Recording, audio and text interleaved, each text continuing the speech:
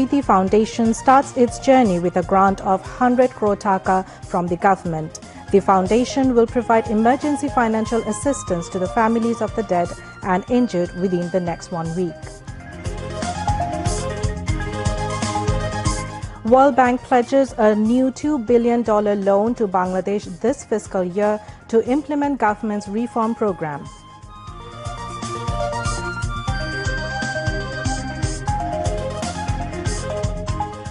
Anti-Corruption Commission ACC needs to be reformed along with political and cultural changes to make ACC effective, comments head of ACC Reform Commission.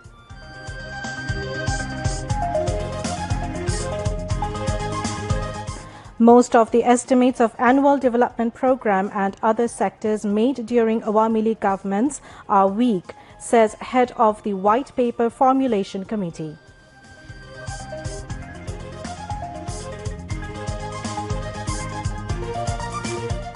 BNP organizes rallies in the capital and divisional headquarters marking International Day of Democracy.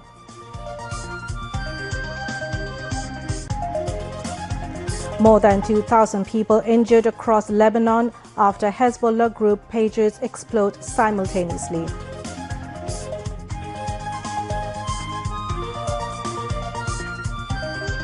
India win Asian Champions Trophy hockey tournament, beating hosts China by 1-0 in the final. Assalamu alaikum. Welcome to News at 10 on BTV. I am Roya Zabin. You have just heard the headlines. Now news in details. The July Shaheed Smriti Foundation has officially started its journey today with a donation of 100 crore taka. Chief Advisor Professor Mohammad Yunus handed over a cheque of 100 crore taka donation from the Chief Advisor's Relief and Welfare Fund to the General Secretary of the Foundation at the State Guest House, Jamuna, this evening. Posts, Telecommunications and Information Technology and Information and Broadcasting Ministry Advisor Naheed Islam said this at a press briefing at the Foreign Service Academy after the meeting. He said the foundation will provide emergency financial assistance, one-time grant and monthly allowance to the injured and the families of the deceased. Naheed Islam said anyone from home and abroad can donate to the foundation. General Secretary of July Shaheed Smriti Foundation, Mir Mahbubur Rahman Snigdho, brother of a martyr of the mass uprising, urged all to donate to the foundation. আমরা এই সপ্তাহ থেকে যে আমাদের প্রথম উদ্যোগ যে জরুরি আর্থিক সহায়তা ইমিডিয়েট ফিনান্সিয়াল সাপোর্ট সেটা আমরা শুরু করতে যাচ্ছি তো সেটার প্রথম উদ্যোগ হিসেবে আমাদের হচ্ছে আজকে অন্তর্বর্তীকালীন সরকারের পক্ষ থেকে সরকারের মাননীয় প্রধান উপদেষ্টার ত্রাণ ও কল্যাণ তহবিল থেকে 100 কোটি টাকার একটি ফান্ড জুলাই শহীদ স্মৃতি ফাউন্ডেশনে অনুদান হিসেবে দেওয়া হয়েছে প্রধান উপদেষ্টার ত্রাণ ও কল্যাণ তহবিল যেটা সেখানে কিন্তু বন্যার্তদের জন্য যেই ডোনেশনগুলো আসছে বা যে আমরা বন্যার্তদের জন্য যে উদ্যোগগুলো নিচ্ছি দীর্ঘমেয়াদী এখানে পুনর্বাসন সেটি কিন্তু আলাদা এটার থেকে আর যে এর বাইরে প্রধান উপদেষ্টা চাইলে যে কোনো খাতে ডোনেট করতে পারেন সেই জায়গা থেকে এই ফাউন্ডেশনের অনুদানটি আমরা সরকারের ত্রাণ তহবিল থেকে উদ্যোগ শুরু করলাম এখন আমরা সবার কাছেই আমাদের দেশে যারা আছেন সবার কাছেই ডোনেশনের জন্য আহ্বান জানাচ্ছি আর সরকারের জায়গা থেকেও বিভিন্ন উদ্যোগ যেগুলো আছে সেটা আলাদাভাবে চলতে থাকবে আর ফাউন্ডেশনের পক্ষ থেকেও আমরা মূলত যে কাজগুলো করলাম সেই কাজগুলো চলতে থাকবে যারা ইতিমধ্যে আহত অবস্থায় আছে যারা ক্রিটিক্যাল অবস্থায় আছে তাদের চিকিৎসাটা খুব দ্রুত শুরু করা আমাদের জন্য খুবই ইম্পর্টেন্ট কারণ চিকিৎসা যত লেট হবে বিলম্ব হবে তাদের আহতর পরিমাণটা তত আরো বাড়বে তো আমার সকলের কাছে একটা রিকোয়েস্ট আপনারা সকলেই যত দ্রুত সম্ভব আমাদের ফান্ডের পাশে এসে দাঁড়ান এবং আমাদের ফান্ডে দান করা শুরু করুন Advisor Asif Mahmood Shaji Bhuiya was present on the occasion. The World Bank is committed to increasing lending to Bangladesh in this fiscal year to help the reform agenda of the interim government, its country director Abdullah Sheikh said today. Abdullah Sheikh informed that the World Bank can mobilize about $2 billion new financing in this fiscal year to support critical reforms, flood response, better air quality and health. Sheikh spoke about the new assistance when he met Chief Advisor Professor Mohammad Yunus at the State Guest House Jamuna in Dhaka. He said that the World Bank would support the critical financial needs of the country. Abdullah Sheikh said that in addition to the new commitments, the multilateral lender would repurpose about an extra $1 billion from its existing programs in consultation with the government in response to the calls for support by the chief advisor to all development partners of Bangladesh. He said the extra lending would raise the amount of soft loans and grants the World Bank would be giving to Bangladesh this fiscal year to about $3 billion once the funds from the existing projects are repurposed.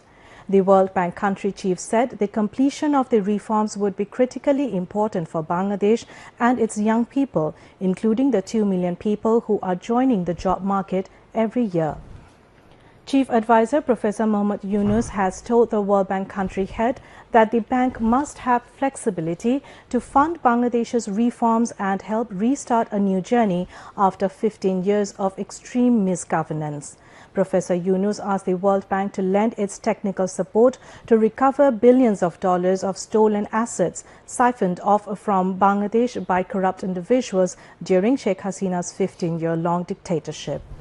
The World Bank country chief has agreed to help Bangladesh bring back the stolen money.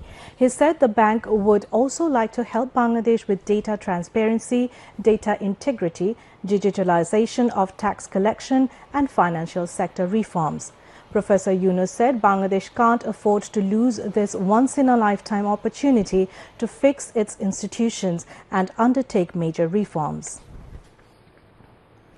Ambassador of Nepal to Bangladesh, Kansham Bhandari, paid a courtesy call on Chief Advisor Professor Mohammad Yunus at the State Guest House Jamuna today. The ambassador said 2 South Asian nations are members of SAARC and BIMSTEC, and both countries have excellent bilateral relations based on shared history and very deep people-to-people interactions. The envoy said the economic engagement between the 2 countries is still at a modest level. Ambassador Bhandari briefed the chief advisor on Nepal's vast hydropower potential and expressed hope that the 2 countries would soon be able to start energy trading. The envoy expressed gratitude for the Bangladesh government's generous offer to Nepal to use the Chattogram and Mongla ports.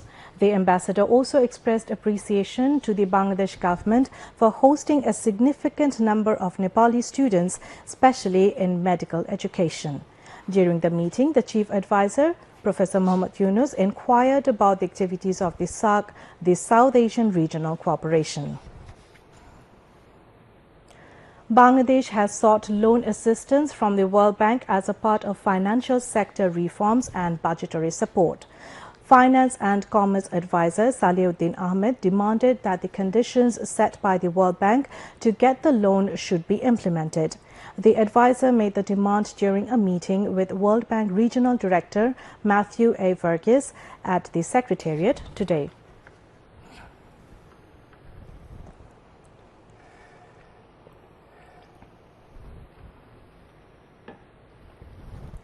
Later, Regional Hub Manager of Islamic Development Bank IDB, Nasir Suleiman, met Finance Advisor Dr. Saliuddin. During the meeting, Nasir Suleiman said the Islamic Development Bank will provide $4 to $5 billion to Bangladesh in the next 3 years for reform in different sectors. Dr. Iftikharuzzaman, head of the commission formed to reform the Anti-Corruption Commission ACC, has emphasized that the ACC can only be made effective if it is freed from political and bureaucratic pressures. In an exclusive interview with Bangladesh Television, Dr. Iftikharuzzaman, who also serves as the Executive Director of Transparency International Bangladesh TIB, discussed the need for comprehensive reforms within the ACC. He said during the 16 years of Awami League regime, there was corruption of millions of taka in the country. Thousands of crores of taka were withdrawn from the banking sector. As a result, some banks and financial institutions, including Islamic Bank, are facing crisis. Anti-Corruption Commission surprisingly did nothing to punish the guilty parties in this case. The organization was completely obedient to the Awami administration. As a result, the people of the country had lost trust on the ACC. Dr. Iftikharuzaman also said that after the appointment of other members of the commission, the opinions of the stakeholders will be taken on the reform of the ACC. Chief of White Paper Preparation Committee, Dr. Debapriya Bhattacharya, has said that most of the estimates prepared for various sectors, including Annual Development Program, were weak, and officials were forced to prepare those during the previous Awami League government. He made the remarks today while briefing journalists after attending the third meeting of the White Paper Preparation Committee with the officials of the 24 ministries and organizations. Dr. Debapriya Bhattacharya said they are holding meeting with all the stakeholders and trying to find out what kind of data they need to present the overall picture of the economy. Debapriya Bhattacharya also said that the call of the White Paper Preparation Committee seeking opinion of the public regarding the existing economic situation of the country has received a huge response. The White Paper Preparation Committee will review the overall economy of the country and submit its report within the stipulated time, he added. Many families are still waiting for their near and dear ones who were the victims of enforced disappearances during the 15-year rule of the autocratic government led by Sheikh Hasina. These families are yet to know the whereabouts of the victims and the reasons of enforced disappearances. The identities of the persons behind these incidents still remain undisclosed. Family members of the victims are finally rushing to the commission probing enforced disappearances in the capital's Gulshan Avenue seeking justice. One of them is Mohammad Babul Hauladar, hailed from Durgapur in Pirojpur. He alleged that a group of 20 to 25 plainclothes men picked up his son, Sani Hauladar, in 2013 from their home in Durgapur of Pirojpur. But that time the police did not record a lawsuit. Babul Hauladar managed to file a lawsuit after 11 years on 25th of August in 2024. Nupur Akhtar has come from Dhaka's Uttara along with her 10-year-old child seeking justice for making her husband Sohail Miazi Rana a victim of enforced disappearances. She alleged that a group of 10 to 15 people picked up her husband from Kalichor village under Chitalia Bazar in Munshiganj district on February 4 in 2014. Nupur Akhtar filed a lawsuit with the court as police did not record it, but this lawsuit remains in the dark for 10 years.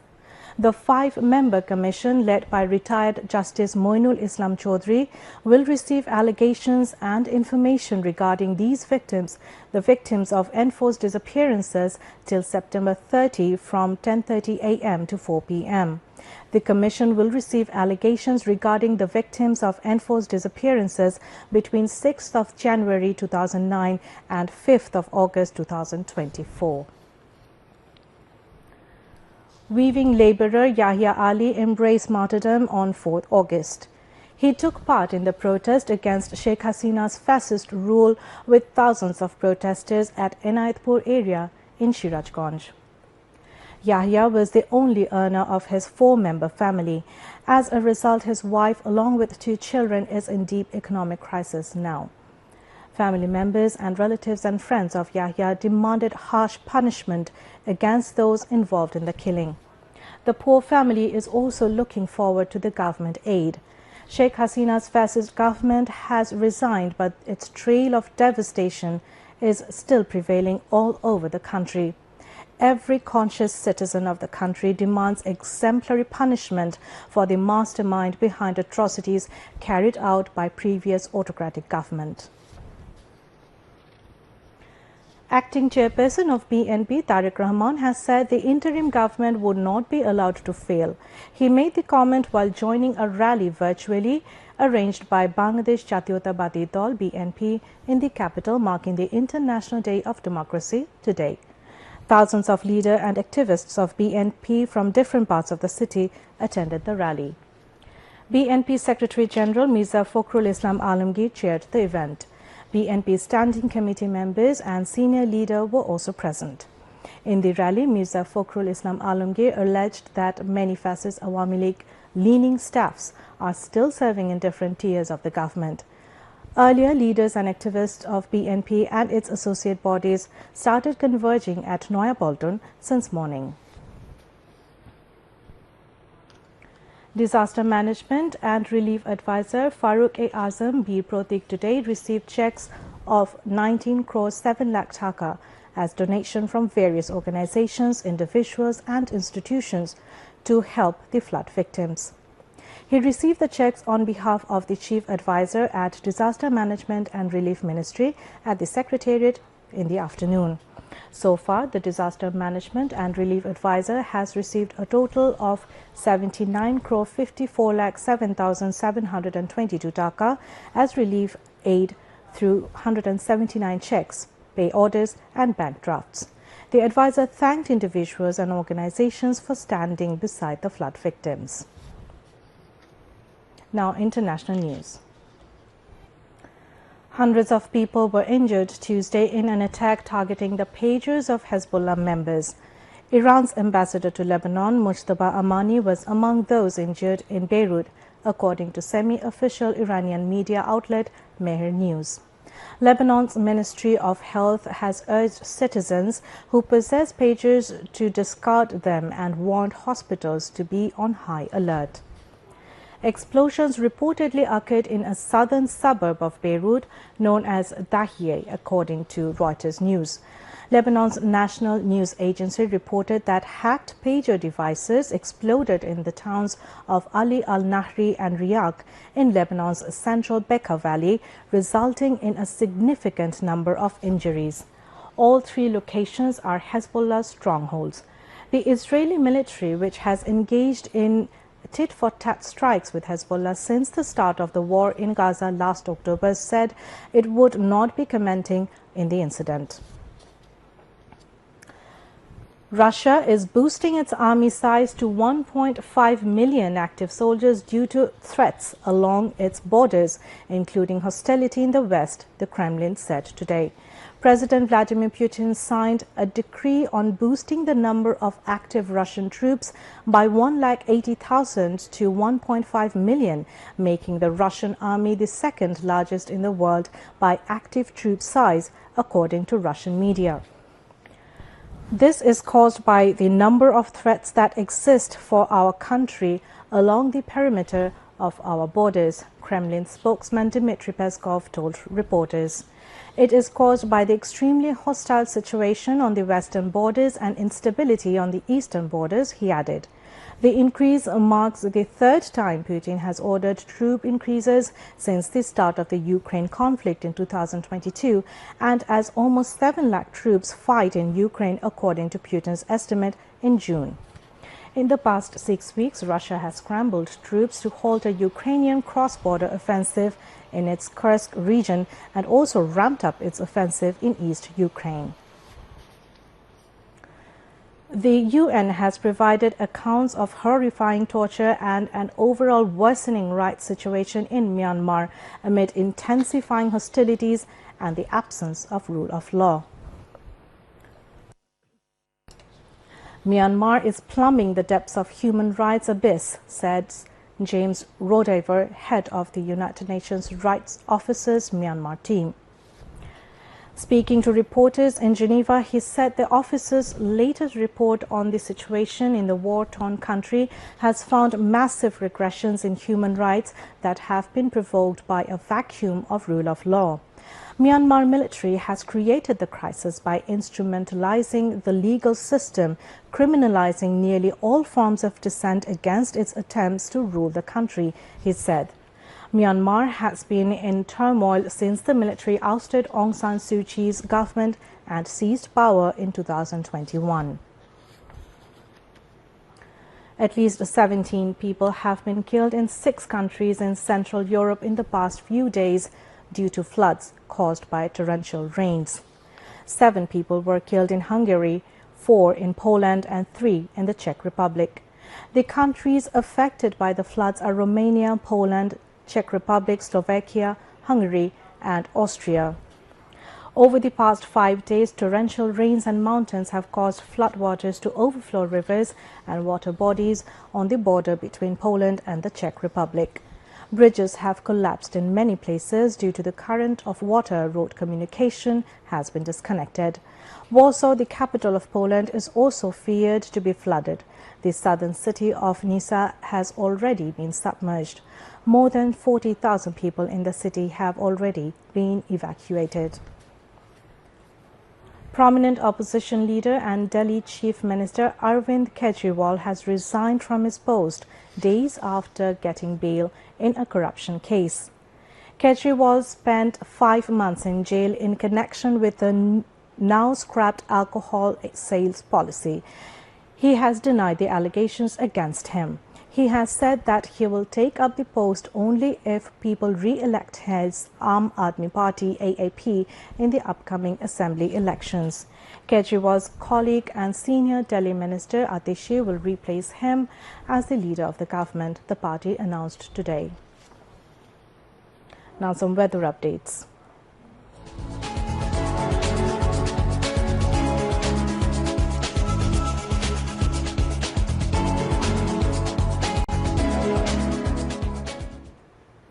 Met Office in its weather forecast till 6 p.m. tomorrow said light to moderate rain or thunder showers accompanied by a temporary gusty wind is likely to occur at a few places over Chattogram and Sylhet divisions and at 1 or 2 places over Rajshahi, Rangpur, Dhaka, Mymensingh, Khulna and Borishal divisions. Besides, moderately heavy falls likely to occur at places over the country. Night and day temperature may rise slightly over the country, the Met Office said. Now news on sports.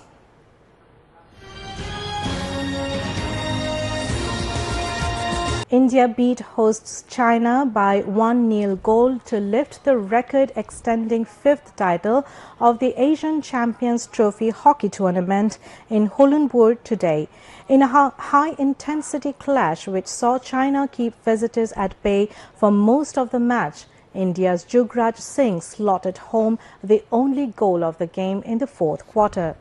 India, who were the defending champions, are the most successful team in the competition with 5 titles in 2011, 2016, 2018, 2023 and 2024. Harmanpreet Singh was named the player of the tournament. Before we end the bulletin, the headlines once again. July Shaheed Smriti Foundation starts its journey with a grant of 100 crore taka from the government. The foundation will provide emergency financial assistance to the families of the dead and injured within the next 1 week. World Bank pledges a new $2 billion loan to Bangladesh this fiscal year to implement government's reform program.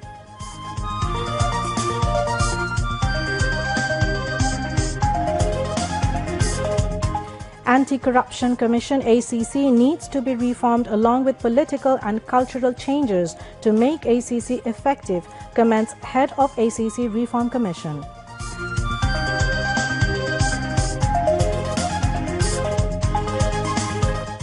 Most of the estimates of annual development program and other sectors made during Awami League governments are weak, says head of the White Paper Formulation Committee.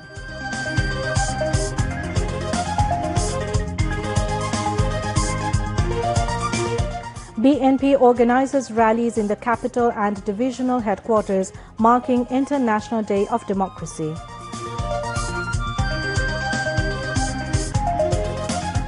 More than 2,000 people injured across Lebanon after Hezbollah group pages explode simultaneously.